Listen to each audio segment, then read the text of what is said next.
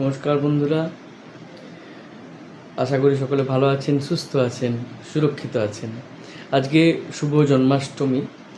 তো জন্মাষ্টমীতে বিগত কয়েক বছর একটা ট্রেন্ড হয়ে গেছে যে যাদের বাড়িতে ছোট বাচ্চা আছে, কিউট ছোট ছোট বাচ্চা আছে, তারা ভগবান শ্রীকৃষ্ণের কানাইয়া রূপে বাচ্চাকে সাজিয়ে তারা সোশ্যাল মিডিয়াতে ছবি দিচ্ছেন এবং আমরা যারা দেখছি আমাদেরও বেশ ভালো লাগছে। তবে আমি বিশেষত গার্জেনদেরকে, বিশেষত মাদেরকে আরেকটা অনুরোধ রাখবো যে বাচ্চাকে শুধুমাত্র কানাইয়া রূপে কল্পনা করবেন না। ভগবান শ্রীকৃষ্ণের তার যে চরিত্র, তার যে জীবন, যা পুরাণে বর্ণনা করা আছে, তার অনেকগুলি গুরুত্বপূর্ণ তাৎপর্যপূর্ণ দিক আছে। সেইভাবে আপনি যদি বাচ্চাকে গড়ে তোলেন তাহলে আপনার বাচ্চা কিন্তু একজন মানুষের মতো মানুষ হিসেবে গড়ে উঠবে। আমি এক এক করে বলছি, ভিডিওটা হয়তো একটু বড় হতে পারে, জাস্ট শুনে নেবেন। তো ভগবান শ্রীকৃষ্ণ সব অত্যন্ত ছোট বয়সেই তিনি গোবর্ধন লীলা করেছিলেন। সেটা কি না, গোবর্ধন পর্বতকে তিনি তুলে নিয়েছিলেন মাথার উপরে। কেন না, বৃন্দাবনের যারা বাসিন্দা তারা বিশ্বাস করত যে ইন্দ্র যেহেতু বৃষ্টি দেন, সেহেতু তাদেরকে ইন্দ্রের পুজো করতে হবে।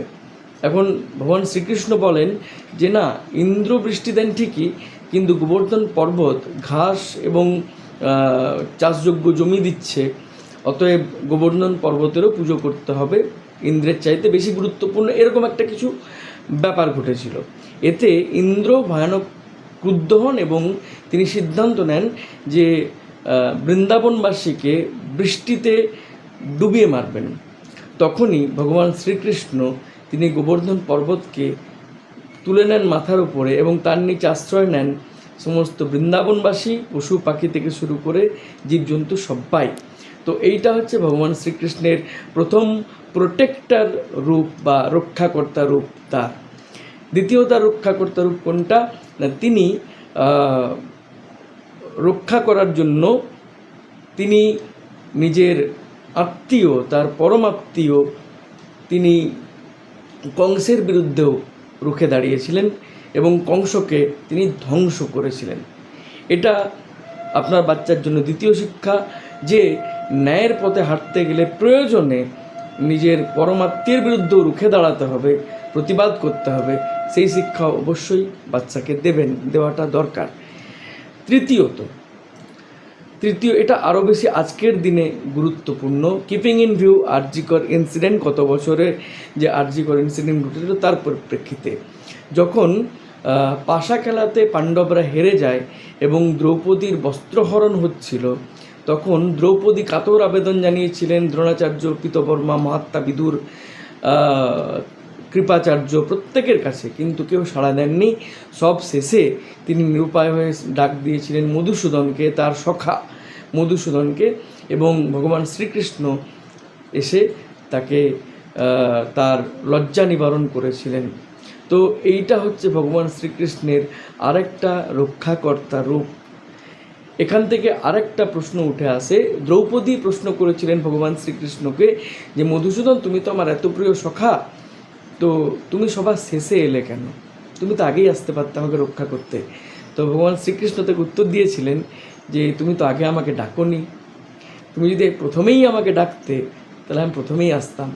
তো এখান থেকে আরেকটা শিক্ষা আছে আমাদের জন্য, যে আমরা ভগবানকে, আমাদের ইষ্ট দেবতাকে বোধহয় সব শেষে ডাকি, সমস্ত আশা শেষ হয়ে গেলে তারপরে ডাকা উচিত কিন্তু সবার আগে। এটা তৃতীয় শিক্ষা। এর পরের শিক্ষাটা হচ্ছে, ভগবান শ্রীকৃষ্ণ যখন কুরুক্ষেত্রে যুদ্ধ শুরু হয়েছে, তখন অর্জুন গান্ডীব পরিত্যাগ করে দিয়েছেন। ভীষ্ম, দ্রোণাচার্য, কৃপাচার্য ইত্যাদি সমস্ত নিকট পরমাত্মীয়দেরকে দেখে তখন ভগবান শ্রীকৃষ্ণ তাকে যে বিশ্বরূপ দর্শন করান, এবং অর্থাৎ এক কথায় তাকে জীবনের চরম বাস্তবতার সম্মুখীন করে তাকে তার ক্ষত্রিয় ধর্ম পালনের পথে আরও উৎসাহিত করেন এবং তাকে মোটিভেট করেন। ঠিক একই রকমভাবে আমাদের জীবনেও এমন অনেক পর্যায়ে আসে যখন আমরা নিজেদের জীবনের মূল উদ্দেশ্য, আমাদের টার্গেট, আমাদের লক্ষ্য, আমাদের ধর্ম আমরা ভুলে যাই, তখন স্মরণ করিয়ে দেওয়ার জন্য একজন শ্রীকৃষ্ণকে লাগে। তো আপনার সন্তান কেমনভাবেই মানুষ করবেন যাতে সেও কাউকে মোটিভেট করতে পারে, ডিমোটিভেট না করে। আজকের দিনে মোটিভেট করার লোকের বড় অভাব, ডিমোটিভেট করার লোক চারিপাশে ছড়িয়ে আছে। তো ভগবান শ্রীকৃষ্ণের আরও অনেক চরিত্রের দিক আছে, সেসব আপনারা নিশ্চয়ই চাইলে জানতে পারেন, ইন্টারনেটে সবই অ্যাভেলেবেল। আজকে আপাতত এই পর্যন্তই।